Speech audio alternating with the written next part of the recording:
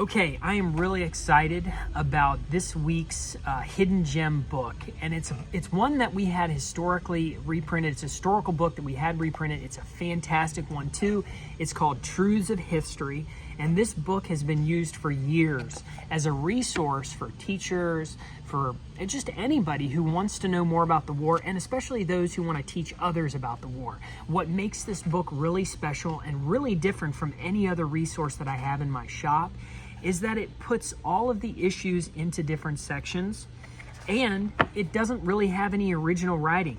Everything within this book are either historical quotes, historical texts from different essays, and different people that have authority on the subject. And that's what they say in each section.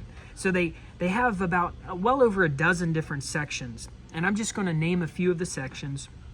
The first one is the Constitution of the United States was a compact between sovereign states and not perpetual nor national.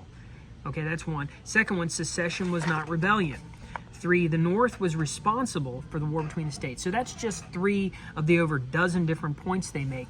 But with each point, and this is why this book is great, it gives historical texts and historical quotes that back up the validity of those statements. So I'm going off the cuff here. There's one quote that I do want to read from this book, one that I actually personally used in high school when I was in history class and the teacher was telling us all about how the war was all about slavery. But the point is, the war between the states was not fought to hold the slaves. So the South wasn't fighting just so they could keep their slaves, and in turn the North wasn't fighting to set the slaves free. So one quote, I actually have this memorized, but I'm going to read it just so I don't mess up here on camera. It's on page 13 here. Okay, so this was a resolution that was unanimously passed in Congress, in the federal government in 1861. And they say here the reason why they're invading, the reason why the war has happened. They say, the war is waged by the government of the United States, not in the spirit of conquest or subjugation, nor for the purpose of overthrowing or interfering with the rights or institutions of the state, but to defend and protect the Union. So there you go. They say it right there, why the war wasn't about slavery.